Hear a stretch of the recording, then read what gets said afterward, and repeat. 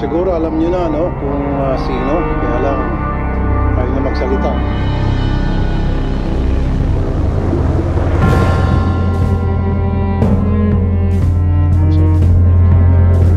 Live. Naka-live na tayo.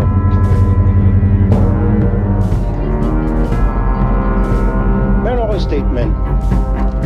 Kung ako doon sa pasahero, huwag mo nang pahirapan pa ang maraming tao.